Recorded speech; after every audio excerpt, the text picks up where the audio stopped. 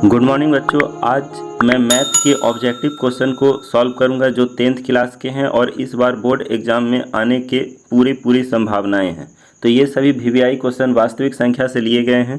पहले आप जानें कि मैथ के जो पेपर होते हैं उसको डिस्ट्रीब्यूट किस भाग में किया जाता है। तो देखिए, सबसे पहला बात ये कि मैथ जो है वो 100 नंबर का एग्जाम में पूछा जाएगा। 100 मार्क्स के होते हैं जिसको दो भाग में बांटा गया, पहला है सब्जेक्टिव और दूसरा है ऑब्जेक्टिव।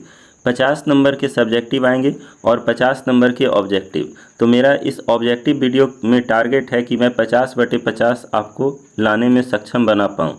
तो देखिए, एक फार्मूला मैं बता रहा हूँ, ये रूल है। इसे आप सबसे पहले जो क्वेश्चन पढ़ना शुरू किए तो आपको चाहिए कि एक कॉपी और पेन ले करके बैठें और हर सवाल को पहले खुद से सॉल्व करें, फिर आप इसे देखें कि किस प्रकार से सॉल्व किया जाता है।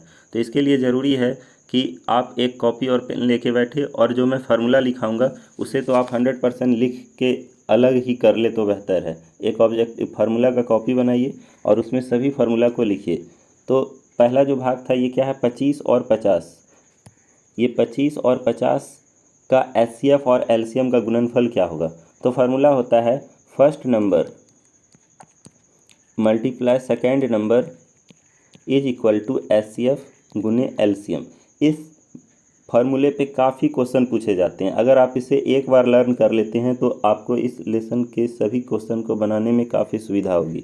तो देखिए, इसमें एचसीएफ और एलसीएम संख्या क्या दिया है, 25 और 50। तो हम संख्या के स्थान पे फर्स्ट नंबर जो यहाँ लिखे हैं इसके स्थान पे लिखेंगे 25, मल्टीप्लाई सेकेंड नंबर के स्थान पे लिखेंगे 50 और बराबर हो जाएगा ये एचसीएफ गुना एलसीएम। जब मैं 25 और 50 को मल्टीप्लाई करूँगा तो ये कितना आएंगे, देखिए 25 को अगर 50 से मल्टीप्लाई करते हैं तो जो नंबर प्राप्त होगा वो 125 जीरो यानी 1250 आएंगे। तो जो ऑप्शन में 1250 होगा वो सही हो जाएगा। देखिए, ये कौन सा ऑप्शन है, तो ऑप्शन नंबर बी इसका बिल्कुल करेक्ट आंसर है। आप इसे पहले खुद से करें, फिर आप मेरे कॉन्सेप्ट को समझे, ट्रिक को समझे, फार्मूला को देखें। तो अगला क्वेश्चन की ओर चलते हैं। निम्न में से कौन परिमेय संख्या है। देखिए, ये 11-12 में पूछा गया सवाल है और कंपार्टमेंटल एग्ज़ाम 2012 में भी ये आया था।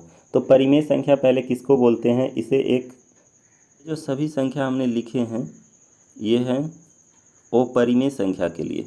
ये सभी संख्या क्या कहलाएगा, ओ परिमेय संख्या। और इसके बाद जो भी नंबर बचते हैं वो सभी कहलाएंगे परिमेय संख्या। तो इसमें पूछा गया परिमेय संख्या और आप देख रहे हैं कि सभी में रूट है, लेकिन इसमें ये रूट इसका वैल्यू हम लोग फाइंड नहीं कर सकते हैं। ये √2/√2 कट के जो बचेगा वो क्या होगा, 2। तो ये रूट केवल दिखावा का है, लेकिन ये ओरिजिनल में केवल क्या है, 2। इसमें रूट है, इसको हम नहीं हटा सकते हैं। इसमें भी रूट है, इसको हम, ये वाला जो बी ऑप्शन था ये बिल्कुल इसमें रूट नहीं है, ये केवल ऐसे ही रूट दिया है, ऊपर नीचे √2 है। तो हम इसे काट के इसको शुद्ध रूप से रूट में लिख सकते हैं। जिसका शुद्ध अनुपात में रूट ना हो उसी को हम लोग परिमेय संख्या बोलते हैं। और आप देख सकते हैं कि पाई रूट और इस प्रकार से जो अंक बढ़ेगी उसको हम लोग क्या बोलेंगे, ओ परिमेय संख्या। इससे इस बार एग्जाम में ज़रूर क्वेश्चन आएगा। चलते हम लोग अपने अगला क्वेश्चन की ओर। दो परिमेय संख्याओं के बीच अधिकतम कितने परिमेय संख्या होते हैं। तो परिमेय संख्या 1 भी परिमेय संख्या और 2 भी परिमेय संख्या। पूछ रहा है कि इसके बीच कितनी संख्याएं हो सकती है। तो इसके बीच अनंत संख्याएं हो सकती है। मैं आपको एग्जांपल देता हूँ, 1.1, 1.2, 1.3, 1.4, 1.5। इस प्रकार से मैं काफ़ी संख्या इसको लिख सकता हूँ। जैसे 1.9 आएगा तो उसके बाद 2 नहीं बल्कि हम लिखेंगे फिर से 1.11, 1.12, 1.13। इस प्रकार से हम बढ़ाते जाएंगे तो ये सभी संख्या इसके बीच आते जाएगा। और अगर हम केवल दशमलव हटा दें तो ये p/q के फॉर्म में आ जाएगा। तो हम देख सकते हैं कि 1 और 2 के बीच अनंत परिमेय संख्याएं लिखी जा सकती है। ये क्वेश्चन 2015, 2020 के एनुअल एग्ज़ाम और 2013 के कंपार्टमेंटल एग्ज़ाम में पूछे गए हैं। तो दोस्तों, मैंने यहाँ जितना भी क्वेश्चन लाया है सारा का सारा इम्पॉर्टेंट क्वेश्चन है। अगला क्वेश्चन, तो इसका जो आंसर हो जाएगा वो क्या होगा, ऑप्शन नंबर डी, अनंत। अगला, निम्नलिखित में कौन अभाज्य संख्या है। तो पहले जानेंगे अभाज्य संख्या किसे कहते हैं। तो परिभाषा नहीं बल्कि मैं एक आपको तरीका बताता हूँ अभाज्य संख्या को पहचानने के लिए। पहला, वन के बाद जितनी भी संख्याएं हैं वो अगर किसी दूसरे संख्या से नहीं कटे तो वो अभाज्य संख्या होता है। क्या बोला मैंने? किसी दूसरे संख्या से ना कटे। जैसे 91 है तो 91 किसी संख्या से नहीं कटेगा तो ये अभाज्य संख्या कहलाएगा। लेकिन 91 जो है वो 13 से कट रहा है। 13 को 7 बार अगर पढ़ते हैं तो 13 सती 91 आता है। 213 3 से कट रहा है। 3 सती 21, 3 इकाई 3। 501 ये भी 3 से डिवाइड हो रहा है। लेकिन 41 ऐसी संख्या है जो किसी दूसरे संख्या से नहीं कटेगी। तो 41 जो होंगे वो क्या होगा? इस केवल 41 ही वो संख्या है जो कैसी संख्या कहलाएगी? अभाज्य संख्या। चलते हैं हम लोग अपने अगले क्वेश्चन की ओर। 12 डिवाइडेड बाय 7 एक संख्या है कैसी? तो देखिए इसमें 4 प्रकार की संख्या दी हुई है जिसमें से एक सेलेक्ट करना है।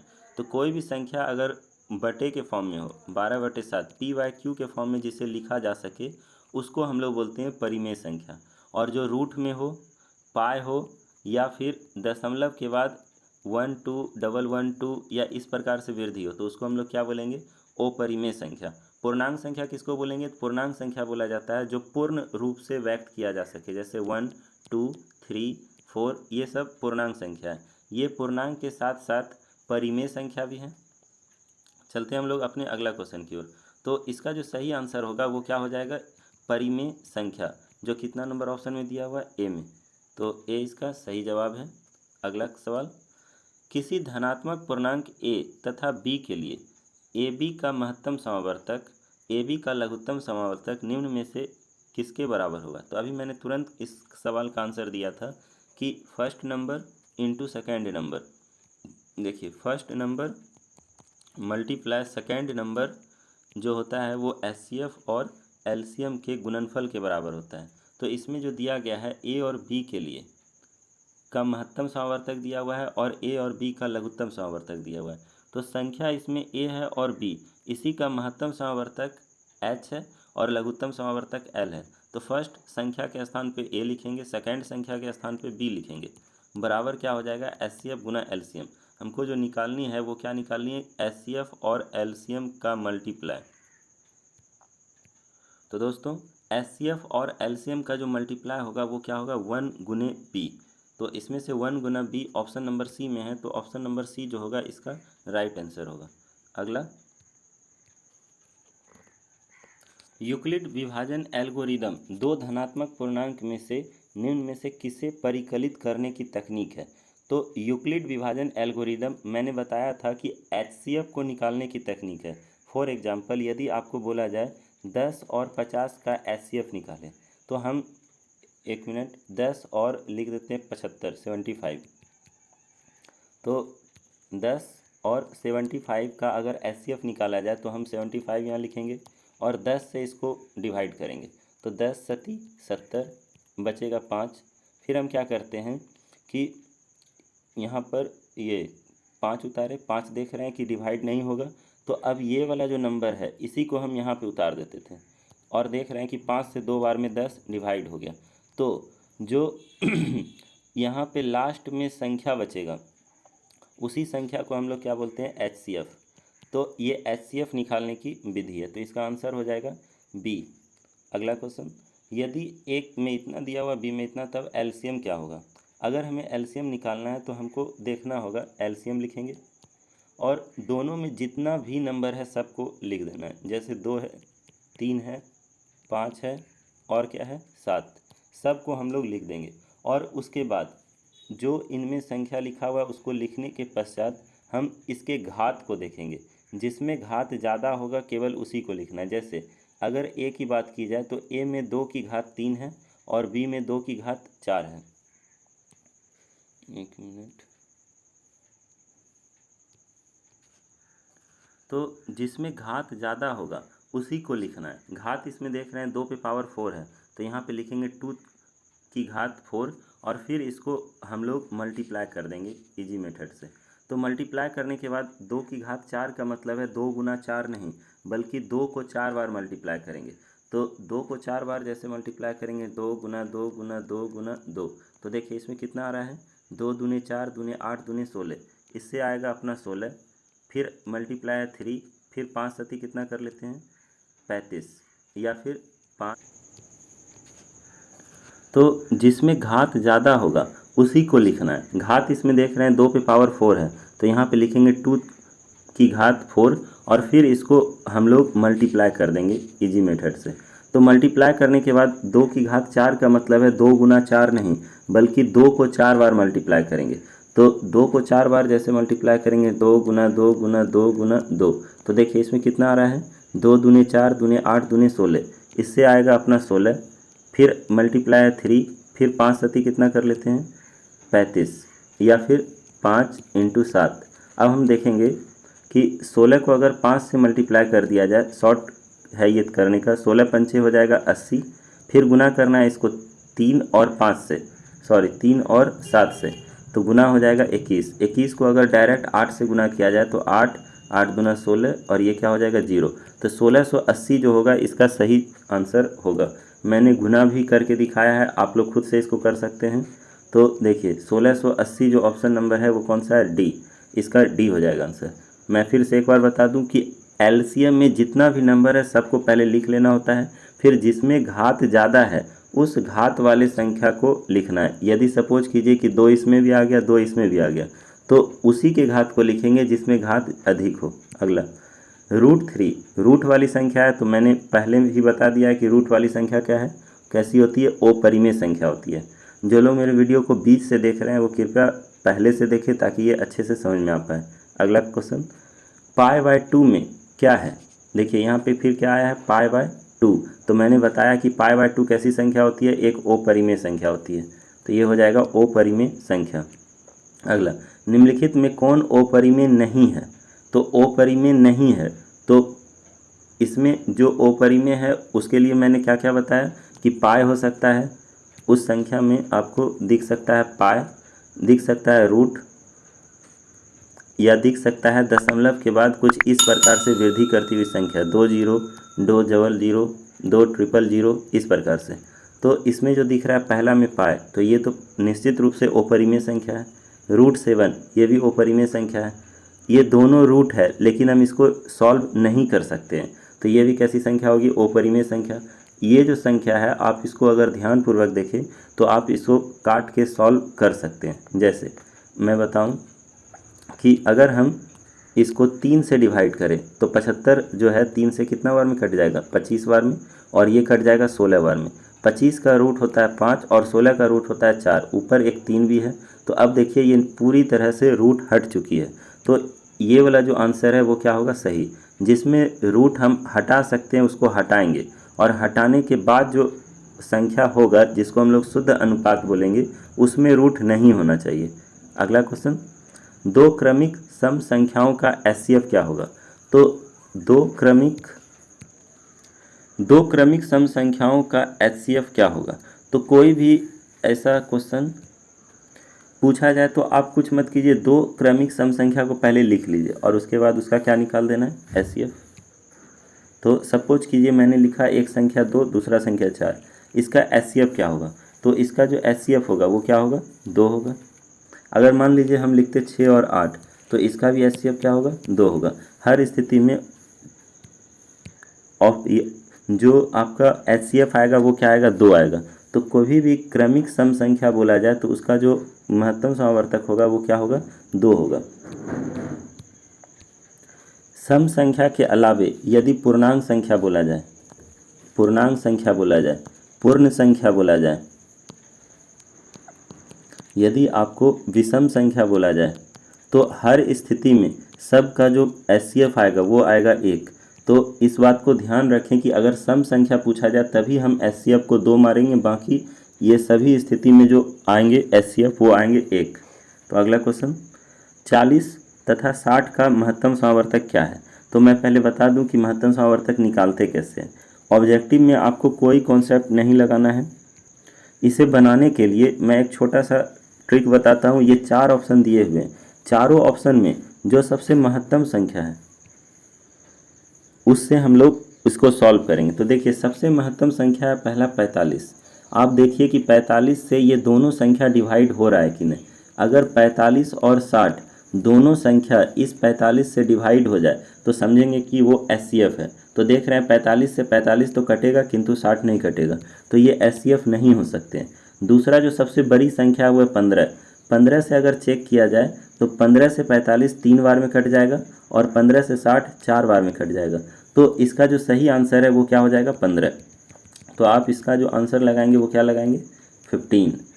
हमने क्या बताया कि 45 और 60 जिस सबसे बड़ी ऑप्शन में दिए गए नंबर से जिससे भी कटे वो एचसीएफ होगा। बस चेक करना है बड़ा से छोटा की ओर, छोटा से बड़ा नहीं करेंगे, बड़ा से छोटा की ओर। अगला, निम्नलिखित में कौन अपरिमेय संख्या है? तो अपरिमेय संख्या किसको बोलते हैं? जिसमें रूट हो। देखिए ये वाला संख्या, ये 64 है, 36 है। 64 का रूट होता है 8 और 36 का रूट होता है 6। ये दिखावे का रूट था, ये ओरिजिनल में नहीं है। 81 का रूट निकालेंगे तो होता है 9, ये भी दिखावा का है, ये वास्तव में नहीं है। 49 का जो रूट होता है वो होता है 7 और 9 का जो रूट होता है वो होता है 3, तो ये हो जाएगा 7/3। लेकिन ये जो ऑप्शन है 2.5, इसका रूट हम लोग नहीं निकाल सकते। देखिए कैसे, अगर हम दशमलव उड़ाते हैं तो ये हो जाएगा 25/10। 25 का तो रूट हो जाएगा 5, किंतु 10 का रूट हम नहीं निकाल सकते हैं। इसलिए ये जो संख्या होगा वो क्या होगा? अपरिमेय संख्या होगा। इसको हम लोग क्या बोलेंगे? अपरिमेय संख्या। तो सही आंसर है अपना कौन सा? Option number C. अगला क्वेश्चन,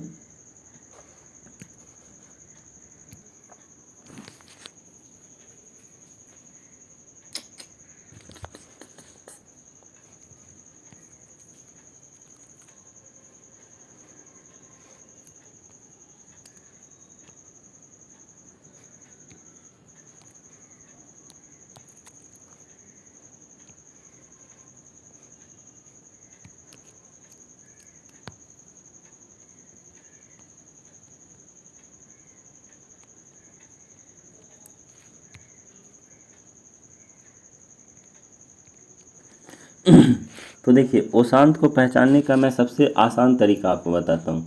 वो क्या है कि संख्या जो होता है वो दो, ये भिन्न वाला संख्या जो लिखते हैं ऊपर हम लोग लिखते हैं अंश और नीचे लिखते हैं हम लोग हर। तो अंश में यानी कि नोमिनेटर में हमको चेक नहीं करना है, अगर अंश और हर कटे तो ही केवल चेक करेंगे, बाकी नहीं। यहाँ नीचे अगर हर में 2 और 5 इसके अलावा अगर कोई भी संख्या लिखा हुआ हो तो हम उसको ओशांत बोलते हैं। तो 2 और 5 के अलावा वो संख्या जो 2 या 5 का गुणज नहीं है वो होना चाहिए। ऐसा नहीं कि अगर 10 लिखा हुआ है तो ओशांत बोलेंगे। 10 को हम लिख सकते हैं 5 गुना 2। पहले हम लोग किसी भी संख्या का अभाज्य गुणनखंड निकालेंगे, फिर देखेंगे कि उसमें 2 और 5 के अलावा कोई संख्या है तो वो ओशांत होगा, नहीं तो वो शांत होगा। पहला देखते हैं 11। 11 में देखते हैं कि 11 2 और 5 नहीं है, ये तीसरा संख्या है तो ये क्या हो जाएगा? ओशांत। यहाँ 13 है, ये भी क्या हो जाएगा? अशांत। यहाँ 7 है तो ये भी क्या हो जाएगा? अशांत। किंतु यहाँ 4.1/8 है। यहाँ जो नीचे 8 है ये 2 और 5 के अलावा तीसरी संख्या नहीं है, बल्कि हम देखिए 8 को लिख सकते हैं 2 की घात 3। 2 की घात 3 में मतलब केवल ये 2 गुना 2 गुना 2 ही है। 8 को हम किस प्रकार से लिख सकते हैं? 8 को लिख सकते हैं 2 गुना 2 गुना 2।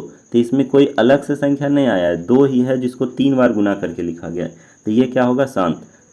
अन्य एग्जाम्पल देखें, अगर लिखा हुआ हो 11 बटे, सपोज कीजिए अगर ऑप्शन दिया जाए 11 बटे आपको दिया जाए 20, तो हम पहले 20 का अभाज्य गुणन तोड़ेंगे। किस प्रकार से? देखिए 20 को 2 से खिलाएंगे 10 बार, फिर 2 से खिलाएंगे 5 बार, तो यहाँ क्या आया? 2 गुना 2 गुना 5, तो लिखेंगे 11 बटे 2 गुना 2 गुना 5। इसमें कोई दूसरा संख्या नहीं, केवल 2 और 5 है, तो ये कैसी संख्या कहलाएगा अपना? ये शांत कहलाएगा। ये कैसा कहलाएगा? शांत। और इसके अलावा अगर कोई संख्या होता है तो उसको अशांत बोलते हैं। एक और क्वेश्चन देखते हैं, अगर लिखा हुआ हो 16/30, तो अगर अब हम नीचे अगर इसको डिवाइड करते हैं तो देखिए क्या आएगा? 30 से 2 से 15 बार में 30, फिर 3 से 5 बार में 15। इसको हम लिख सकते हैं 16/2 गुने 3 गुने 5। इसमें 2 से ये 8 बार में कट भी जा रहा है। यहाँ क्या बच रहा है? 5 तो है, ठीक है, लेकिन 5 के अलावा एक अन्य संख्या आ गया है जो क्या है? 3। ये 3 आ गया है, इसलिए ये क्या हो जाएगा? अशांत हो जाएगा। ठीक है, मतलब 3 7 9 11 13 ये सब कोई संख्या नहीं आना चाहिए, केवल 2 और 5 या उसका मल्टीपल आना चाहिए। अगला क्वेश्चन, निम्न पुस्तक से किस गणितज्ञ ने the book on game of choice पुस्तक लिखी है? तो इसका वो होगा जे कार्डन। इसका क्या होगा? जे कार्डन। जे कार्डन ने इस बुक को लिखी है। अगला, निम्न में से कौन परिमेय संख्या? परिमेय संख्या निकालना है, मतलब वो अपरिमेय नहीं होना चाहिए, मतलब उसमें रूट नहीं होना चाहिए, पाई नहीं होना चाहिए और दशमलव के बाद वाला जो होता है वो नहीं होना चाहिए। तो इस दोनों में देखते हैं कि इसमें रूट लगा हुआ है, ये अपरिमेय संख्या, इसमें भी रूट लगा हुआ है, अपरिमेय संख्या, इसमें भी रूट लगा हुआ है, अपरिमेय संख्या। किंतु 49/81 में जो रूट है इसको हम हटा सकते हैं, ये दिखावा का है। 49 का हम लिख सकते हैं 7 और 81 का लिख सकते हैं 9। तो इसमें रूट नहीं है, तो ये आंसर क्या हो जाएगा इसका? Option number D. तो चलते हैं अपने अगले सवाल की ओर। अगला है 0.7 और इसके ऊपर देखिए बार लगा हुआ है। तो इस प्रकार से जो आंसर क्वेश्चन होता है इसको हम लोग बनाते हैं कैसे? अगर आपको मिले 0.7 तो यहाँ दशमलव उड़ाने के बाद नीचे हम लोग देते हैं 1 और 0। अगर मिले 0.77 तो दशमलव उड़ाने के बाद देते हैं 1 और 00। किंतु अगर रैकरिंग वाला सवाल मिल जाए, बार वाला सवाल मिल जाए, तो हम इसको कैसे बनाते हैं? लिखा हुआ 0.7 और इसके ऊपर इस प्रकार से लिखा हुआ है, तो हम इसके बदले नीचे 0 न दे करके 10 ना लिख करके देखिए क्या लिखेंगे, 10/9। उसी प्रकार से अगर लिखा हुआ है आपको 0.73 इस पे रैकरिंग, तो हम इसको सॉल्व करेंगे कैसे? लिखेंगे 73, 2 अंक पे है तो नीचे 2 9, जितना अंक पे होगा उतना नीचे 9 देंगे। अगला क्वेश्चन, तो इसका जो सही आंसर है वो क्या हो जाएगा? 7/9। इसका आंसर क्या हो जाएगा? 7/9। अगला क्वेश्चन की ओर चलते हैं। π/3, तो आप जानते हैं कि पाई कैसी संख्या है? एक अपरिमेय संख्या है, तो इसका आंसर हो जाएगा बी।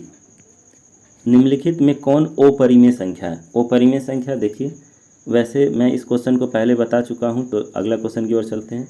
144 के अभाज्य गुणनखंड में 2 की घात लिखना है। अभाज्य गुणनखंड में कैसे तोड़ा जाता है पहले ये सीख लें।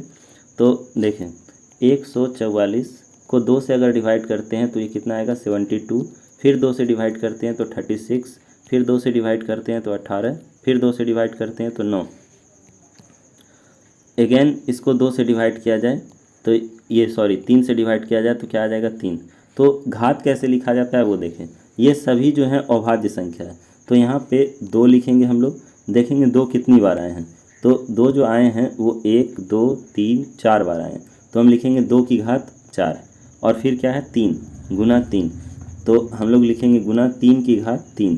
तो आप इसमें क्वेश्चन जो पूछा जा रहा है वो क्या है?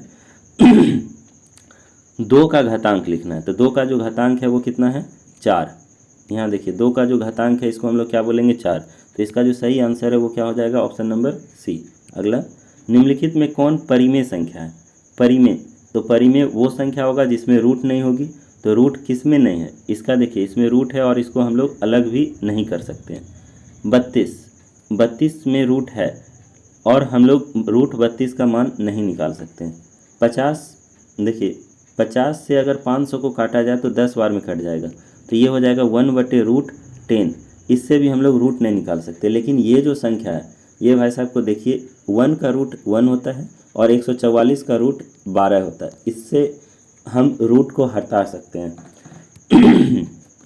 तो रूट जब हट जाएगा तो ये हो जाएगा 1/12, और 1/12 जो है वो कैसी संख्या है? एक ये जो संख्या है परिमेय संख्या। तो इसका जो सही आंसर होगा वो क्या होगा? Option number A, 1/√144। अगला क्वेश्चन, निम्नलिखित में कौन सा युग्म सह अभाज्य संख्या है? तो दोस्तों सह अभाज्य संख्या उसको बोलते हैं जिसका महत्तम समावर्तक यानी HCF 1 हो। तो आप देखें कि इस दोनों का जो HCF होगा वो हो जाएगा 5।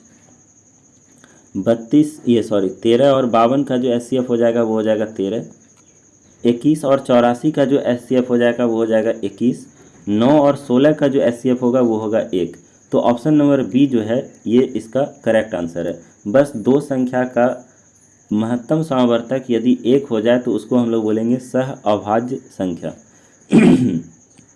अगला, महत्तम समावर्तक AB और लघुत्तम समावर्तक AB बराबर क्या होता है? तो देखिए फिर से वही क्वेश्चन है कि महत्तम समावर्तक गुना लघुत्तम समावर्तक क्या होगा? तो मैंने बताया है कि पहली संख्या गुना दूसरी संख्या। पहली संख्या यहाँ A है और दूसरी संख्या B है, तो इसका आंसर हो जाएगा AB। अगला, 1212 1112 412 इस प्रकार से दिया हुआ है। यहाँ छुटा हुआ है कि यहाँ एक दशमलव होना चाहिए, दशमलव के बाद ये अगर लिखा हुआ हो तो हम इसको क्या बोलते हैं, अपरिमेय संख्या। मैं वीडियो की शुरुआत से ये बात बताते आ रहा हूँ। अगला, दो घन पूर्णांक ए और बी के लिए महत्तम समावर्तक गुना लघुत्तम समावर्तक बटे ए बी। ये जो ए बी लिखा हुआ है ये केवल बता रहा है कि ये महत्तम समावर्तक किसका, ए और बी का, ये लघुत्तम समावर्तक किसका, ए और बी का। तो महत्तम समावर्तक गुना लघुत्तम समावर्तक बटे ए बी का मान क्या होगा, तो फार्मूला के अनुसार से ए गुना बी बराबर होता है एचसीएफ गुना एलसीएम। तो हमको ए बी देखिए नीचे लिखा हुआ है, तो जब हम इसे नीचे लेके आएंगे हर में एच गुना एल बटे ए बी, तो यहाँ बचेगा अपना 1, क्योंकि यहाँ कुछ नहीं तो 1 छिपे हुए होते हैं। तो इसका जो आंसर होगा वो क्या हो जाएगा, 1। अगला, 144 के अविभाज्य गुणनखंड में 2 की घातांक लिखे। ये मैं अभी तुरंत सॉल्व कर चुका हूँ, तो इसका आंसर क्या होगा, सी। अगला, किसी पूर्णांक p के लिए प्रत्येक सम पूर्णांक का रूप क्या होता है। कोई भी सम संख्या अगर हम लिखना चाहें तो उसमें, जैसे एक एग्जांपल के थ्रू इसे बताता हूँ। अगर मान लीजिए लिखना हो 10, यदि लिखना हो 12 या लिखना हो 16, तो हर संख्या को हम लोग लिखेंगे 2 गुने 8 के फॉर्म में, 2 गुने 5 के फॉर्म में, 2 गुने 6 के फॉर्म में। कोई भी संख्या हो उसमें 2 गुना होना ही होना है। तो हम इसका जो आंसर लिखेंगे वो किस रूप में लिखेंगे, 2p के फॉर्म में। अगर ये समझ में नहीं आता है तो एक और एग्जांपल देखें। अगर मान लीजिए 50 लिखा हुआ है, 60 लिखा हुआ है, 30 लिखा हुआ है, तो आप जानते हैं कि ये सभी संख्या सम संख्या है और आप इन सभी संख्याओं को 2 के मल्टीपल के फॉर्म में चेंज कर सकते हैं। 2 गुना 25, 2 गुना 30, 2 गुना 15। तो इधर जो देखिए ये सब में 2 आना ही आना है और इसको हम लोग क्या मान लेते हैं, p। इस प्रकार से जो बनता है उसको हम लोग क्या बोलते हैं, 2p। तो इसका जो सही आंसर है वो क्या हो जाएगा आपका, 2p। तो अगला क्वेश्चन की ओर चलते हैं। 8 पे पावर 0 और 2 पे पावर 0, ये एग्ज़ाम 2021 में आया हुआ था और इसको टेस्ट में बहुत बार दिया गया। तो देखिए 8 पे पावर 0, किसी भी संख्या पे पावर अगर 0 हो तो उसका मान होता है 1। उस अनुसार से 8 पे पावर 0 गुने 2 पे पावर जो 0 लिखा हुआ है इसका ही मान 1 और इसका ही मान 1। 1 गुना 1 क्या हो जाएगा, 1। आप ये याद रखें, किसी भी संख्या पर अगर पावर 0 है तो उसका मान क्या हो जाएगा, 1, चाहे वो संख्या कितनी ही बड़ा क्यों ना हो और कितनी ही छोटा क्यों ना हो। अगला, 2 लगातार संख्याओं का महत्तम समावर्तक। देखिए इसमें भी बताया है लगातार संख्याओं का महत्तम समावर्तक। सम संख्या बोलता है तो 2 होता है, लेकिन यहाँ पे लगातार संख्याओं का बोल रहा है। तो कोई भी 2 लगातार संख्याओं का जो एचसीएफ होता है वो होता है 1। आप इसे चेक कर सकते हैं, जैसे 13 14 लिख दिए, इसका आप जब एचसीएफ निकालेंगे तो वो क्या आएगा, 1 आएगा। कोई भी लगातार संख्या 12 13 लिख दिए, इसका जो एचसीएफ निकालेंगे वो क्या आएगा, 1 आएगा। तो कोई भी 2 लगातार संख्याओं का महत्तम समावर्तक 1 होता है। अगला, 2 या 2 से अधिक अभाज्य संख्याओं का महत्तम समावर्तक, 2 या 2 से अधिक अभाज्य संख्याओं का महत्तम समावर्तक हमेशा 1 होगा, इसके अतिरिक्त कुछ नहीं। जैसे हम लिखे 2 अभाज्य संख्या कोई भी लिख लेते हैं, जैसे 11 13, तो इसका जो महत्तम समावर्तक होगा आप निकालेंगे तो 1 आएगा। अगर मान लीजिए हम लोग 2 5 9 लिख लेते हैं, ये 2 5 7 लिख लेते हैं, तो इसका जो अभाज्य संख्या आएगा वो क्या आएगा, 1। अभाज्य संख्या कैसे निकाला जाता है मैंने पहले बता चुका हूँ। अगला, 6/7 का दशमलव प्रसार होगा कैसा, शांत अशांत में पहचानना है। तो मैंने बताया था कि 2 और 5 के अलावा कोई भी संख्या हो तो उसको हम लोग अशांत बोलते हैं। नीचे तो यहाँ 7 है, तो ये कैसा संख्या होगा, अशांत होगा। अगला, थैंक यू दोस्तों। अगर आपको वीडियो अच्छी लगी हो तो प्लीज़ लाइक शेयर और सब्सक्राइब जरूर करें। धन्यवाद।